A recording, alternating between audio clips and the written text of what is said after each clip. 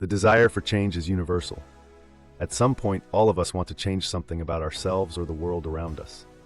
A 2018 study by Dennison et al. Of more than 7,500 individuals in 56 countries found that 87% wanted to change something about themselves, their emotions, their thinking, or the way they engage with others. A similar study in the United States found an almost universal desire to be more confident, more happy, less worried, or to have better relationships. And yet similar studies find that most of us are frustrated in the effort to change. Many of us never get past the stage of just thinking about what we want to be different, in part because we don't understand the underlying mechanisms of change. We want to be different. We want things around us to be different, but we don't know how to bring it about. In 1903, an English journalist and writer named James Allen shared some powerful insight he had formulated about our ability to bring about change in our own hearts and minds, and the impact of that change on the world around us.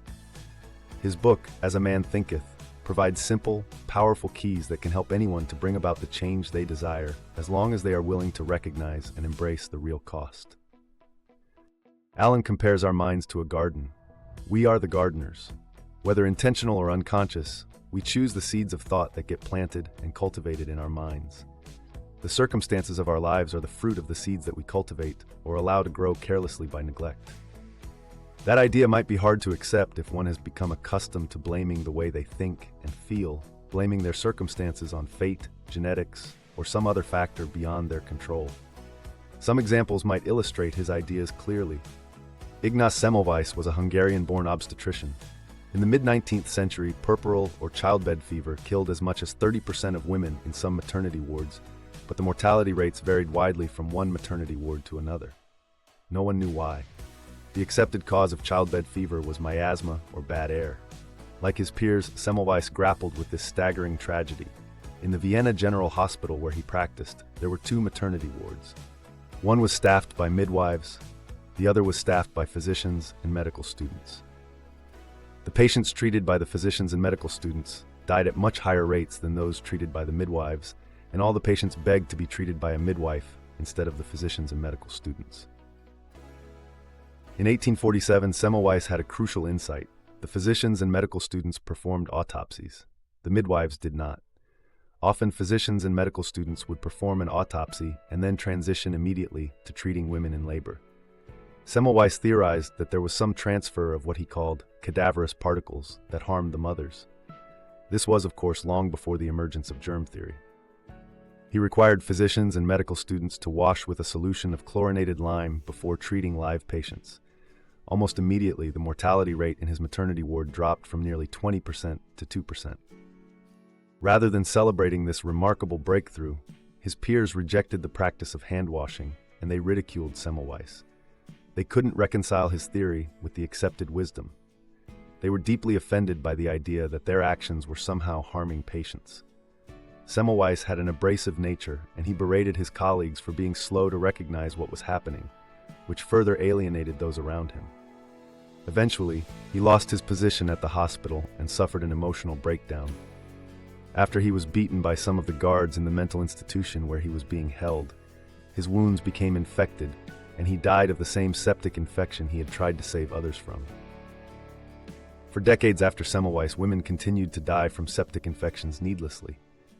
They were not just victims of the fever. They were victims of bad thinking. The inclination to reject new evidence, which contradicts accepted ideas, has become known as the Semmelweis reflex. Given what we know today, it might be easy to criticize those who rejected Semmelweis, and perhaps we should be critical of their approach. His story raises an obvious question. Am I limiting myself?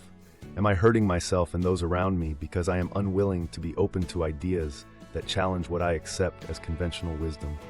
Do I have blind spots that limit my ability to progress and contribute? The healthcare providers around Semmelweis had good intentions. No doubt they wanted to take care of their patients. They wanted to save lives. They were limited in their ability to carry out this noble objective because they accepted and nurtured a bad idea in the garden of their minds, and it had an impact on their ability to change the world around them for the better. Let's consider a powerful, positive example of this principle. A Japanese man born in 1906 named Soichiro Honda. Yes, that Honda. His father was a blacksmith and his mother was a weaver, and he was a tinkerer, a builder, and a dreamer from an early age. The teenage Honda worked in an auto repair shop and went on to study engineering, although he never graduated. He started his own auto repair shop and eventually launched a business manufacturing parts for one of his future rivals, Toyota. By the end of World War II, his factories and his business were ruined. In post-war Japan, resources like rubber, steel, and fuel were scarce. Honda was undeterred. He organized a group of engineers and mechanics to work out of a small shack. Honda observed that bicycles were everywhere, and a war-weary, defeated population were often exhausted from pedaling. Honda acquired 500 small, surplus Tohatsu engines that had been used to power military radios. He and his team remanufactured each of these engines using any materials they could acquire, and then used the engines to motorize bicycles. They had to build the mounting hardware and fuel systems from scrap materials. The bikes became known as Bada Bada bikes because of the sound the engines made. Within a year, he was selling thousands of these bikes. When the supply of Tohatsu engines ran out, Honda designed and manufactured his own simple, reliable 50cc two-stroke engine, integrated with a stronger bicycle frame, the first distinctly Honda product. You probably know the rest. When Honda passed away in 1991, Honda was among the largest and most respected auto manufacturers in the world, with a strong reputation for delivering durable, high-quality vehicles and a range of other mechanical products. How does a person transform a tiny, ramshackle workshop filled with used engines and scrap metal in the bombed-out rubble of a ruined society into a respected global business that generated 2024 revenues in excess of $140 billion and provided good employment for nearly 200,000 people? His success was rooted in the way he thought. As the gardener of his mind, he was exceptionally self-aware. He was intentional and deeply unconventional. In a society that condemned failure, Honda embraced it. Success, he said, is 99% failure. In a deeply hierarchical society, he went around his factories in overalls, encouraging productive debate and disagreement. In his organization, ideas were welcome from any source. While his peers were focused on domestic markets, he pioneered international expansion. He focused on fuel efficiency long before it was in vogue. During the energy crisis of the 1970s, Honda was ahead of the market with highly fuel-efficient vehicles. Early on, Honda partnered with Takeo Fujisawa. Fujisawa was calm, analytical, and disciplined, the perfect complement to Honda's bold, spontaneous passion. Rather than fearing their differences, Honda recognized his blind spots and the power of their combined effort.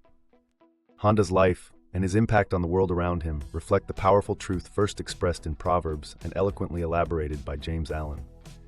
As a man thinketh in his heart, so is he. Honda believed deeply that what we learn through failure becomes a precious part of us, strengthening us in everything we do. So let the tough things make you tougher. This is the idea that he patiently and carefully cultivated in the garden of his mind, until some used engines and worn-out bicycles became one of the most successful companies in history. Do we see ourselves as being somehow different from Honda? Do we think that somehow this principle does not apply to us? If we cultivate a limiting idea in the garden of our minds, it will inevitably produce a result.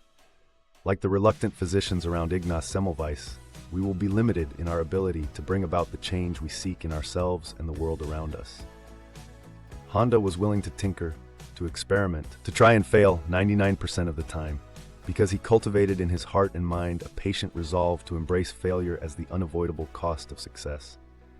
Like Honda, we can start small, try and fail, over and over until we discover how to nurture and grow seeds in the garden of our mind that bring about the change we want to see in ourselves and the world around us. As a man thinketh, so is he. That is a powerful idea.